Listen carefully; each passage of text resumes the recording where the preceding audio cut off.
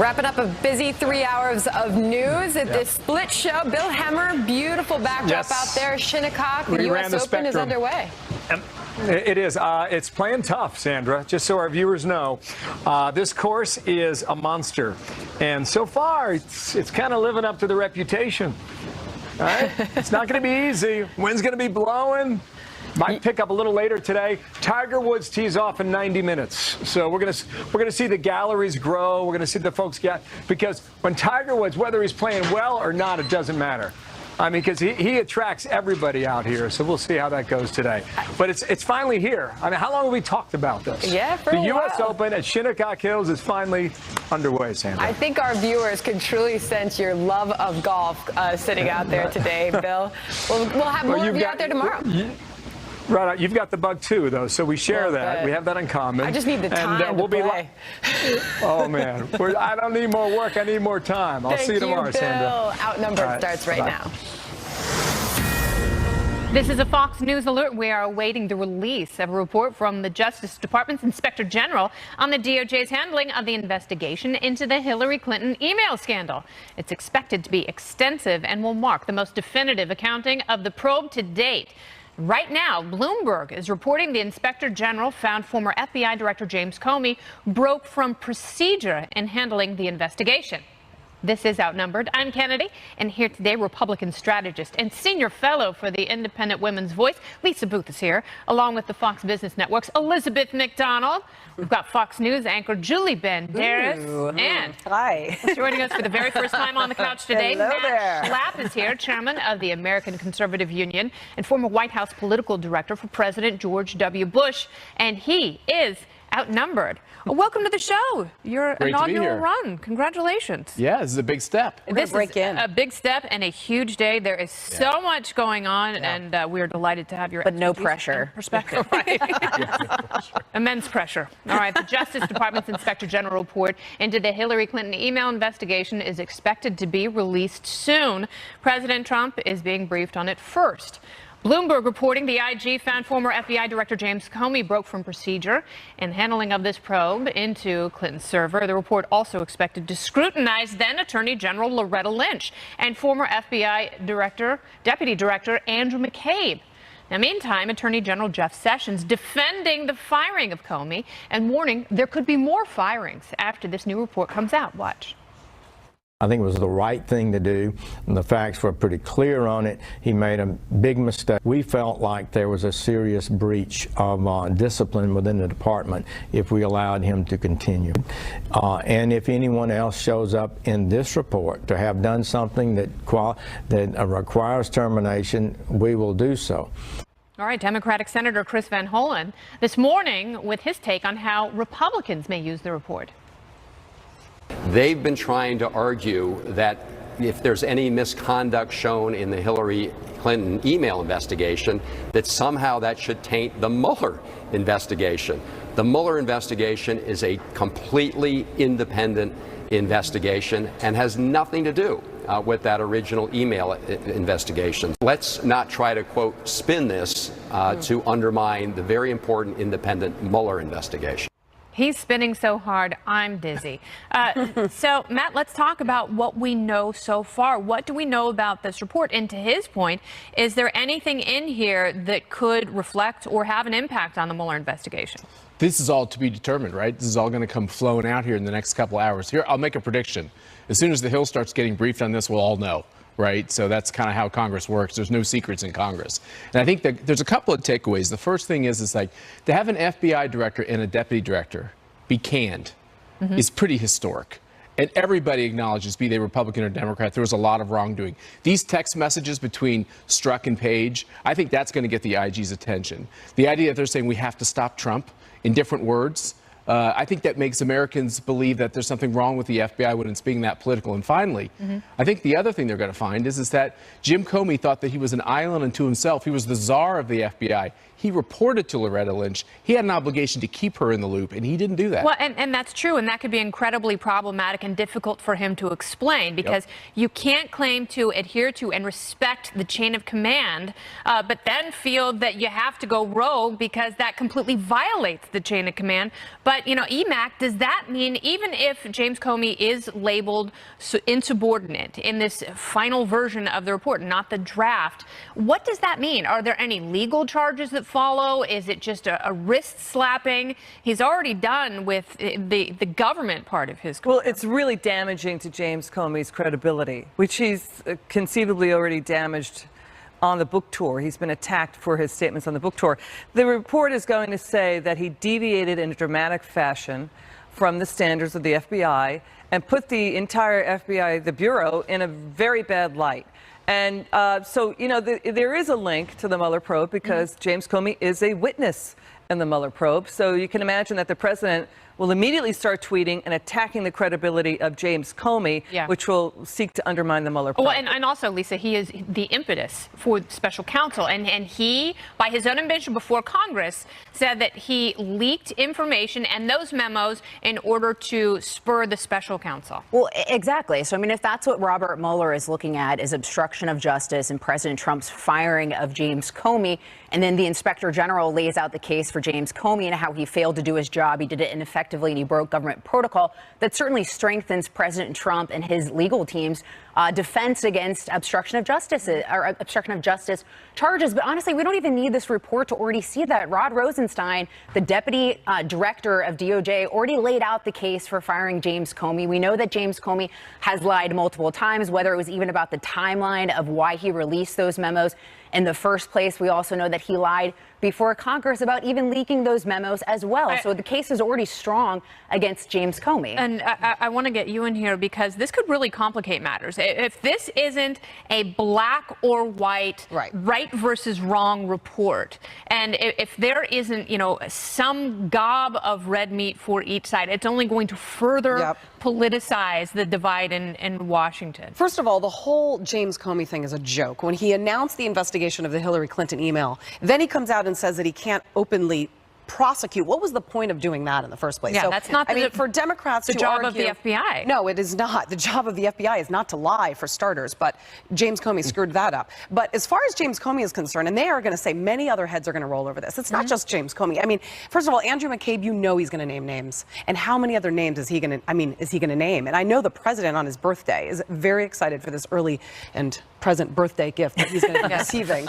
because he's just waiting for this, because this will justify the reason why he fired James Comey. James Comey was a liar, and he's been caught leaker and a red-handed.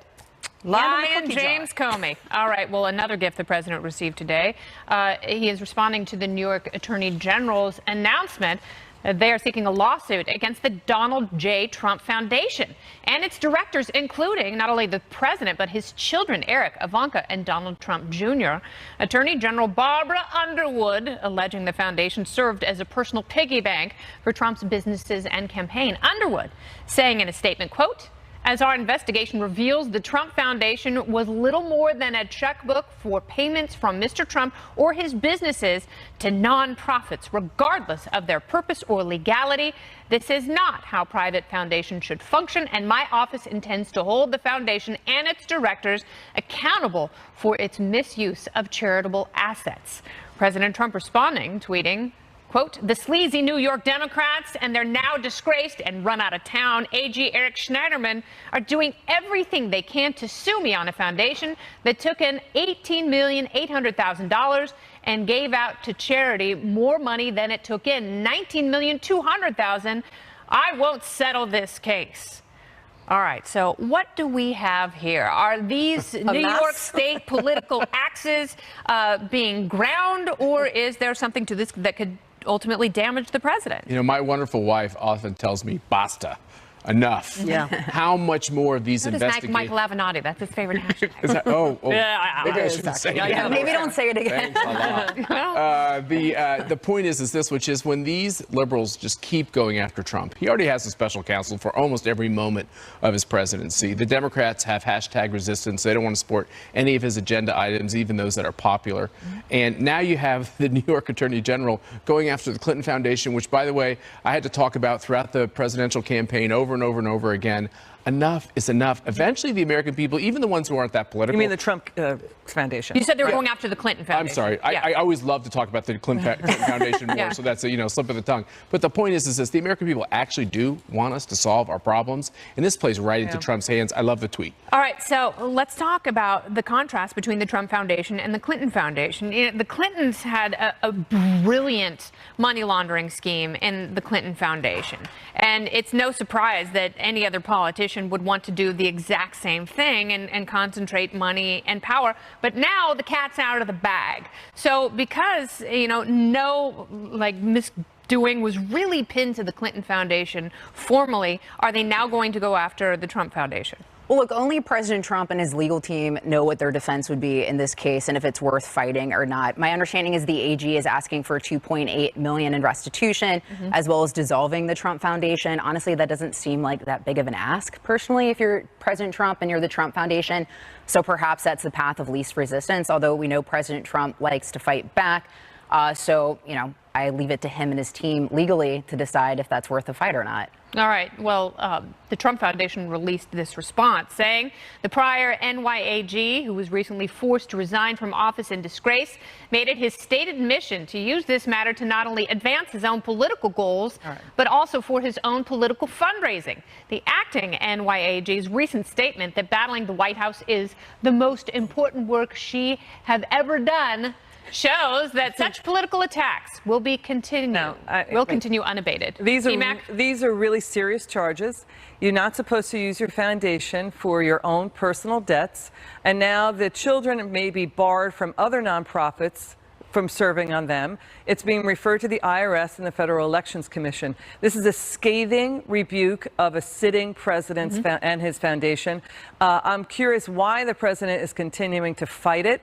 This has been under investigation for years now, and when the evidence that is mounting about this, I'm not sure it would be wise to continue to fight it. I think you just settle it and move on. And, to Lisa's point, that's in his nature. He wants to fight things. He wants to fight, and he wants to win when he feels that he's innocent. And your points are well taken about the Clinton Foundation, the disparity there. However, looking at the Trump Foundation, there are issues being raised. There are times, though, the president has said that he is going to fight something or he's going to sue someone, and then it sort of dies down. So I think the news cycle moves so quickly, we'll forget about this story, I think, in about a day. And maybe even by the end of the day. Matt, it's important by the to end note, of the show. and the New York Attorney General knows this, that the president can't pardon anyone for state crimes. That's exactly right. But it is interesting when you talk about the Clinton Foundation, who's investigating them and all their wrongdoing. I mean, the fact is this, which is all of this is political in the end. I know what you're talking about. I hear you on serious that point, questions, too, but in the end, it's all just a political. If you want to call it witch hunt or whatever you want to call it, it's just this nonstop attack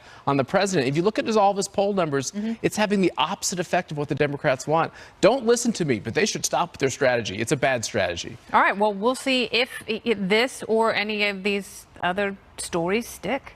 Some Republican congressmen seem to have lost their patience with the Justice Department. They want to hold Deputy AG Rod Rosenstein in contempt of Congress over information on that FBI informant who talked to Trump campaign aides, what those lawmakers want and whether they should get it. Plus, vulnerable Democratic Senator Heidi Heitkamp releasing a campaign ad that touts her willingness to vote with President Trump on several issues, whether that's going to help her. The top Republican ratcheting up his attacks on the Justice Department's number 2, House Intel Chair Devin Nunes, saying he initially wanted to hold Deputy Attorney General Rod Rosenstein in contempt of Congress ahead of today's DOJ briefing for top lawmakers on documents about the FBI informant who met with Trump campaign officials. This, as all 13 Intel GOP members have sent a letter to Rosenstein claiming the DOJ was inappropriately limiting today's briefing to the Gang of 8, which they claim does not satisfy a subpoena they issued back in April. The letter saying, quote, We find DOJ's response unacceptable and an affront to the oversight powers of the House of Representatives. Now, meantime, Chairman Nunes tells Hannity that the public should be alarmed by what is going on in the upper echelons of the Justice Department. Watch. How do you get to obstruction? How do you get to misleading Congress? By taking this information that we've been legally asking for, a legal subpoena that we're trying to enforce, and you now move it upstairs and you say, oh, no, this is now going to be super top secret information that we're only going to give to the Gang of Eight. People in America should be alarmed. This is a way to hide information not only from the American people, but to their congressmen. The chairman also saying he's been ready to hold Rosenstein in contempt. I already wanted to move to contempt months ago. The Speaker of the House believes that he can work with DOJ, and we're going to continue to try to work that path. My patience has run out. I have none left, and now it's really up to the leadership of the House and the President of the United States in order to make sure that our subpoena gets complied with. All right, Matt. Now, critics say that Devin Nunes is just working at the president's behest, finding a way to get rid of Rosenstein. What's really going on here? What's really going on here is you have a separation of powers, right? You have the legislative branch and you have the executive branch. Congress was mad at Eric Holder, too. Mm-hmm. Congress wants to see this information. What's different here, Kennedy, is that we're doing this all the wrong way as a country. We should have done what we did after the Iran-Contra scandal with Ronald Reagan. He picked a 3-person panel, Democrats and Republicans. They looked at everything and they reported to the American people. The problem with the Gang of Eight and the Gang of 13 or whatever we're talking about is like, this is beyond all that. Mm-hmm. The American people have a right to know what exactly happened in their elections. Should they worry about the results? I don't think they should. And what happened at the FBI? Was there spying? What happened with these outrageous FISA warrants? It's time for us all to know. I know Devin Nunes is the chairman of the House Intelligence Committee. Yes, he has a right to see these things, but it's beyond Devin Nunes. All of us have a right to see what went down, because we don't get clear answers. This has gone on for a year and a half, and it's time to put it in the rearview mirror. And frankly, the back and forth gets very confusing, and it's hard to know what people's motivations are and what they ultimately want. But what we ultimately need is more transparency, and we deserve to see some of these FISA applications, if nothing else. Yeah, because this is basically the root of it is using raw, politicized intelligence, right? And effectively. That was, Christopher Steele. Even he doesn't stand by in court what he turned up. He was fired. And he was retailing this. These claims by third removed sources, and he was paid for. So the point is that this FISA court is thought, you're not supposed to know what they're doing because security is paramount and lives could be put at risk. Mm-hmm. Wait a second. When you lift that lid off of this story, the question is, if a Republican president was doing this, you wouldn't be talking about the integrity of institutions and keeping them intact. It'd be about transparency. So, Matt, your point is well taken. It'd be talking about prison too. But I'm not sure there was an informant or a spy inside the campaign. There was somebody close to it looking at individuals. Your point's well taken. Let's be clear about the facts, because now we have a Gang of Eight, Gang of 13 leaking to the media at whim, potentially, instead of one for their panel, own political gain. Instead of one panel saying, "Hey, here's what happened, American people," and stop it. But people also forget that Congress is an investigative body. This is what Congress's job is to do, and to hold other agencies like the FBI and the DOJ unfortunately, because accountable. They constantly remind us that they're a political body. But here's the thing, too. We also know, though, that the FBI and the DOJ have intentionally and purposefully redacted certain things like names, even initials, to try to slow walk and impede Congress's investigation, to make it more difficult for them. So they're not playing fair in this either. And it's not just Devin Nunes that has raised concerns about Rod Rosenstein. It's also Senator Lindsey Graham, who is someone who put forward legislation, or was thinking about putting forward legislation that would make it more difficult for President Trump to fire Robert Mueller. Lindsey Graham has raised concerns about the fact that Rod Rosenstein was the guy that laid out the case against James Comey and then appointed a special counsel. And signed off on the FISA warrant. So it's not just Devin Nunes here. It's also he does. Senator But Lindsey Rosenstein Graham has an incredible amount of power and oversight here. He's running the department by some account. Yeah, he is, by all intents and purposes, the Attorney General, because his recusal is so vast. Nunes says it's a classic case of obstruction of a congressional investigation. The problem we have here is who's going to investigate the investigation. And that has been the case through all of this. Who is investigating the investigators? And quite frankly, at any point, the president could come out and say, release the documents. what are we waiting for? I mean, we've been waiting, what, a year?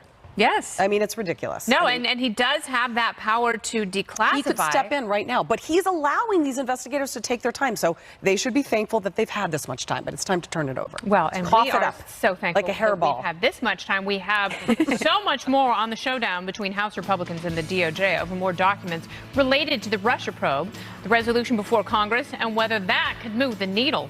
Plus, President Trump signaling his support for a still-to-be-written compromise bill on Dreamers. But will it be enough? We'll debate, we'll discuss. This is a Fox News alert. We can confirm that Deputy Attorney General Rod Rosenstein is at the White House as we speak, and he is briefing the president ahead of the official and public release of the DOJ IG report. Who knows what is being said behind those closed doors and what questions the president might have for the Deputy Attorney General, but they have been in there for some time. They've been in there for about 40 minutes, and then it's off to Congress for a congressional briefing, and then we will get our eyeballs all over it. And when we know, oh, indeed, you will know. All right, tensions continue to rise between the DOJ and congressional Republicans over the Russia probe. Have you heard of it? Yeah, it's been going on for a while. But by House Freedom Caucus Chair Mark Meadows and Jim Jordan, they are crafting a non-binding resolution. It's demanding the DOJ turn over documents related to investigations surrounding the 2016 presidential election. The resolution also takes a jab at Deputy Attorney General Rod Rosenstein, accusing him of threatening lawmakers and staffers. And I quote, in January 2018, Deputy Attorney General Rosenstein appears to have threatened to subpoena the calls and emails of Intelligence Committee staff in retaliation for requesting documents and investigating the DOJ. The DOJ pushing back, of course, saying Rosenstein never threatened anyone, adding, quote, the deputy AG was making the point after being threatened with contempt that as an American citizen charged with the offense of contempt of Congress, he would have the right to defend himself, including requesting production of relevant emails and text messages and calling them as witnesses to demonstrate that their allegations are false. That is why he put them on notice to retain relevant emails and text messages, and he hopes they did so. We have no process to obtain such records without congressional approval. Did you get all that? Ooh. All right. First of all, you say this has no teeth. Yeah, because if it's just a resolution, it's basically just making a political point. But I mean, I do think the noise that Congress is going to make is ramping up. As I mentioned, it's not just Devin Nunes, individuals in the House. It's also people like Senator Lindsey Graham raising concerns. Clearly, the DOJ report today, once we have it, that we will get to the bottom of, or the Inspector General report, rather. That's also going to create more noise. I mean, the Washington Post is reporting that Peter Strzok in the report said that will stop President Trump from becoming president. So that's allegedly what the Washington Post is saying. So that is clearly going to create more fodder for Congress and President Trump. So we're going to be hearing a lot more of Matt, this. what do you make, first of all, of the alleged accusations of Rosenstein alleging these threats, which he denies? He says he's never done such a thing. First of all, I'd just like to make a prediction. I think Mr. Strzok might not have a job by the end of the day. I hope not. Yeah, That'll be when they talk about heads rolling, is that That's the first right. I one mean, that literally comes a to mind? text saying we're going to stop Trump. Second of all, on this whole question, if you're over there at the FBI or you're at DOJ and you're being accused of putting a spy in the Trump campaign, right? Which I think was a spy. I think that was outrageous. And you listened in on the Trump team's phone conversations, left and right. Do you think it's smart to go running out there and say we're going to now get the emails and texts of a co-equal branch of government, the members of Congress? I mean, does he not understand that they are using the police powers of the state in a way that looks overtly political, and we are all disgusted by this? This is, I don't care whether it's symbolic or real, this has to stop. This is not appropriate by anyone in the executive branch. It's interesting because there are people in that meeting who said, yeah, no, Rosenstein overtly basically threatened them, you know, saying that he was, as the acting attorney general, going to subpoena their emails and phone calls. And then think it through the conclusion, right? What would he do with that information, Rod Rosenstein? Leak it to the New York Times, exactly. I suppose. So what's the point of it? Why do all of this now? What's the point of doing it now? Well, they denied it, and then Sessions came out and said no. He pretty much said exactly that. Right. And then this also calls into question, why did Jeff Sessions really need to recuse himself if there was no crime charge and he wasn't really in in a corner right then. Also, how did It calls Jeff that into question. Sessions recuse himself, but Rod Rosenstein won't? Well, this is the reason why the Mueller investigation, really, in my opinion, that's why it looks like it can do anything it wants, because Rosenstein is in this awkward position where he was involved in some of this decision making. He did sign a FISA warrant. So, you know, it kind of seems like Mueller can do what he wants. What'd you say? He also laid out the case for firing Comey. That's right. No, that's exactly. It goes back to the same thing. We're not doing this right. We're not going to get to resolution this way. The only way we're going to get to resolution if our kind of a blue ribbon panel of experts that the American people will trust, and it's got to be complete transparency. But who does anyone trust anymore? That's what I was going to say. Well, they don't. I mean, you know, like everyone is so divided into teams that they just assume. Robert Mueller was supposed to be incredibly trustworthy, and just you wait and see. Depending on what this report says, one side is going to say that Michael Horowitz is a shill either for Bush or Obama, and the other side is going to say that he's perfectly objective. I trust him. I will. I'll go out on a limb and say that I trust him. I also go out on a limb that Peter Strzok is not a good guy based on that text message alone. That's going to be in the DOJ report reportedly. So I'll go out on a limb and say I do trust Michael Horowitz. He has a history of going after government abuse, whether it's the ATF or the DAA. He also laid out the case against how we McCabe. I think there's we a lot found more out to come. about these text messages, and it's why Andrew McCabe was essentially fired. And he was picked by Obama. Yes, he was. And he also worked for George W. Bush. There's so much craziness. We're keeping it all straight just for you. President Trump reportedly signaling support for a compromise immigration bill in the House. This amid a showdown between moderates and conservatives over the issue. The bill, currently being drafted, would reportedly offer illegal immigrants a potential pathway to citizenship. House leaders agreeing to hold votes next week on that bill, along with a conservative bill that would offer a more limited path to citizenship with stronger border security. There are questions over whether the compromise bill would get enough support amid opposition from conservative lawmakers over giving what appears to be amnesty to illegal immigrants. Democratic National Committee Chairman Tom Perez blasted the effort, saying, quote, "These Republican proposals aren't to provide relief for dreamers. They're an avenue for mass deportations and to stoke fear in communities." Vice President Mike Pence responded to some of those criticisms today when he spoke at the National Hispanic Prayer Breakfast. Despite what you may have heard, the Democrats just don't want to make a deal. They don't want to secure our border. They don't want to close loopholes. They don't want to close the loopholes that serve as a magnet drawing vulnerable families to our southern border. And they don't want to solve DACA. In fact, the Democrats have abandoned DACA. Ooh, strong words. Well, it doesn't seem as though Republicans have it figured out either. You have, very different coalitions within the Republican Party, and they have vastly different ideas of what immigration policy should be in this country. So what do we do? This is exactly right. It's one of our biggest problems. The immigration system is actually not as broken as it appears, but the way it's executed and implemented, it's definitely broken. This is something that the left and right, Democrats and Republicans, should be able to come together on. The president has taken a huge step towards the Democrats' way, and they have to ask themselves, do they want the political issue, or do they actually want to solve the problem? Yes. And what they've decided with Trump as president, that they want every political issue, they want to be a part of no solutions. I just don't think that's going to work out very well in November. All right, so if Democrats acquiesce and come to terms with what compromise looks like and find something acceptable enough, would they do it if that means that there is a perceptual win for the president this close to midterms? No. I mean, first of all, compromise, that's a funny word that you just used there, because that's not something that they do. And so they want this DACA program to be considered. They want a compromise, meaning that they want to grant amnesty to tens of millions of illegal immigrants, but they also want to protect dreamers. So the Republicans now need to put their foot down. And honestly, immigration control, immigration reform is something that both Republicans and Democrats really wanted back during the Obama administration. Remember, they pushed very hard. Now, under this president, it seems the Democrats aren't so interested in immigration reform. They're just interested in protecting illegal immigrants. But the failure to pass something in Congress has always come down to the nuance and the way that it's done. And that could be the very problem with this as well. This alleged bill hasn't even been written. So we have zero idea what it's going to entail or what sort of support it's going to have on Capitol Hill. There's already, there's already pushback from Democrats, and they don't know exactly what the legislation says. And conservatives as well. There's a report that individuals of the Republican Study Committee, which is a bigger bloc bloc of conservatives and even the House Freedom Caucus have already expressed concerns over at least what has been discussed. Also, keep in mind that back in February in the Senate, they considered 4 different proposals. None of them passed, things from very conservative to Democrat to in the middle. So ultimately, I just don't see anything getting done until after the election. No, EMAC, the question is, are they trying to do too much at a time? Is this something that should be taken apart? That's a great question. Are they taking on docket before the midterms?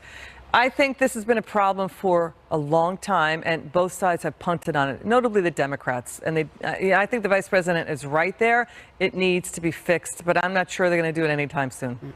All right. Well, we will see. So much more to discuss here, including a Democratic senator who's facing a tough re-election fight in a state President Trump won, releasing a campaign ad touting the number of times she voted for the president's agenda.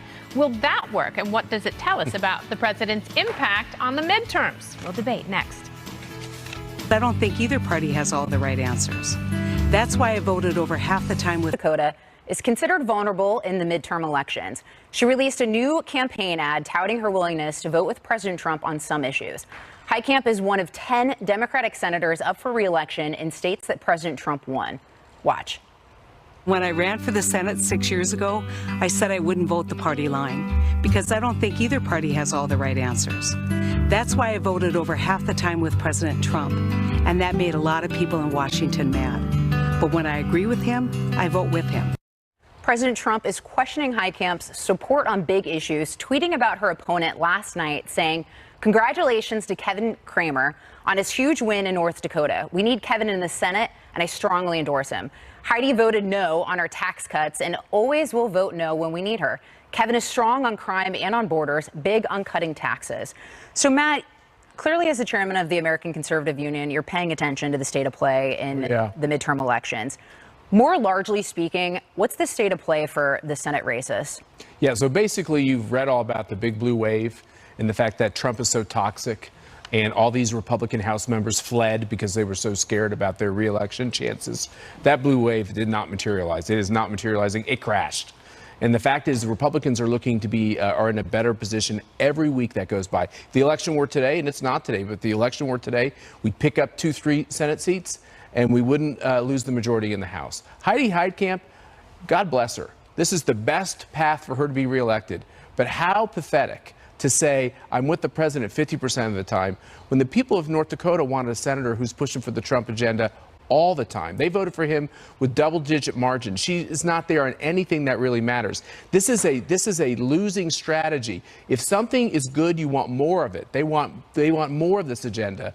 They want the economy to grow at even a quicker pace. So I think you can kiss Heidi Heitkamp goodbye, and I think we're going to pick up a lot of seats. It's amazing that they're jumping on the Trump train after the fact. Right. Yes. I mean, it's astonishing. You know, Chuck Schumer voted for the 1986 tax cuts. Ted Kennedy did. Right. I don't understand. This is not our parents' Democrat Party anymore. And to try to campaign when you didn't vote for the tax cuts and things that are working, I think it's pretty astonishing. I like how Nancy Pelosi said, you know, consumer confidence is going to get hit because, you know, whatever.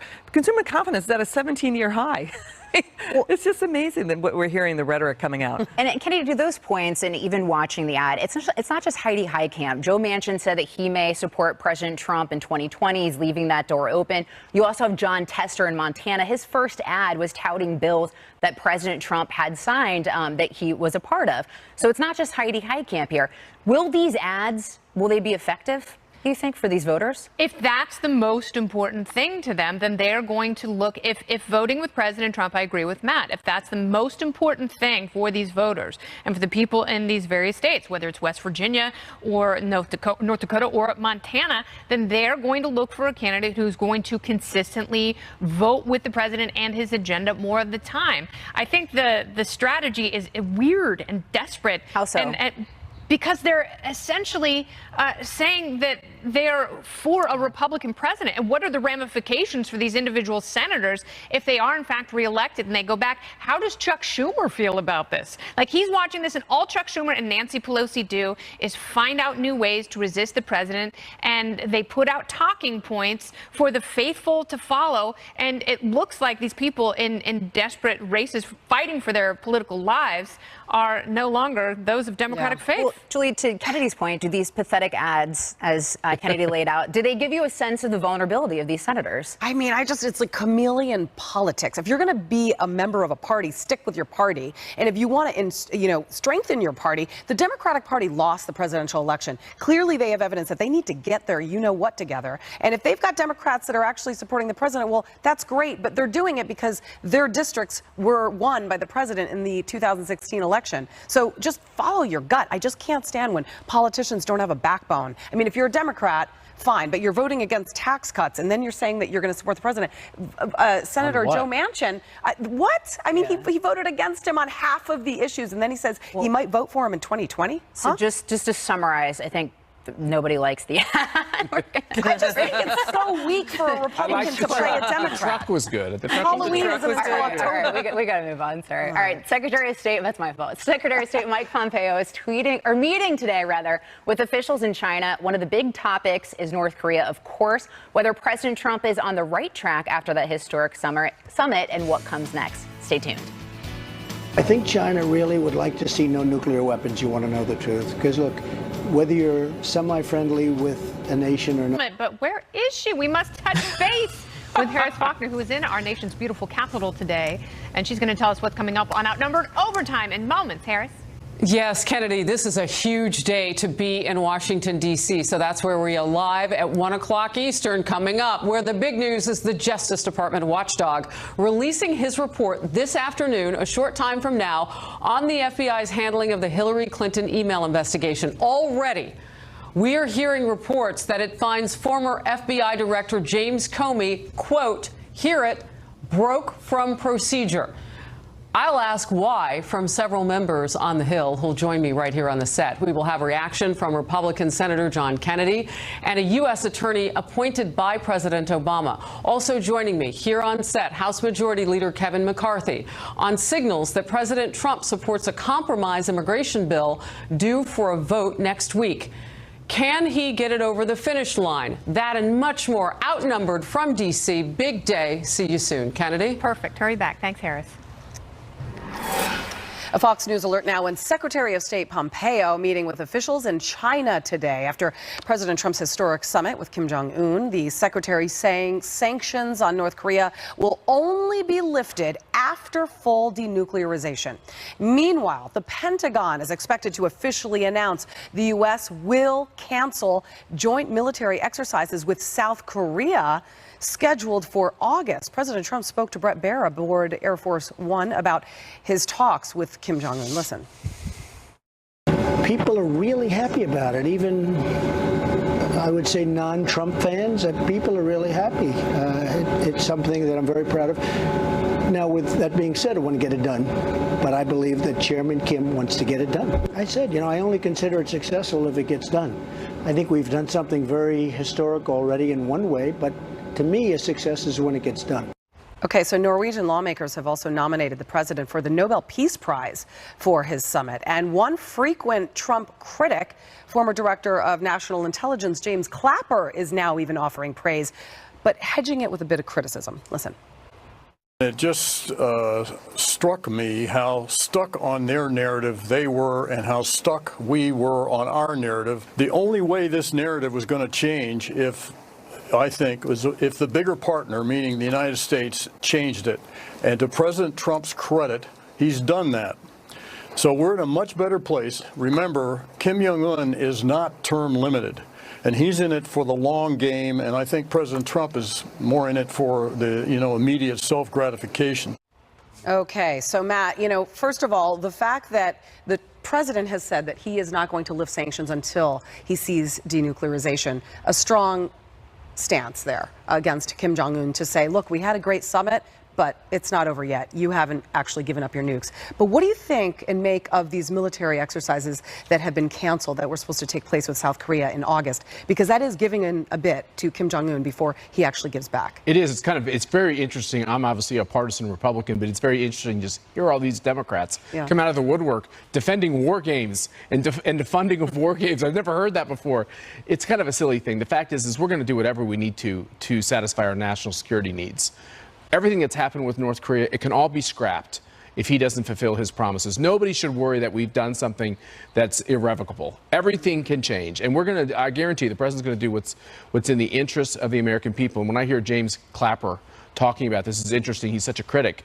Remember, he's the guy who told us there were no FISA warrants. So all these people that are out there as experts, they've lost their luster from my point of view. My question is that are we giving in to Kim Jong-un? Because Kim Jong-un does not like those military exercises in South Korea. So we're stopping them. In exchange for what? I mean, that's the question, is what are we getting back in return?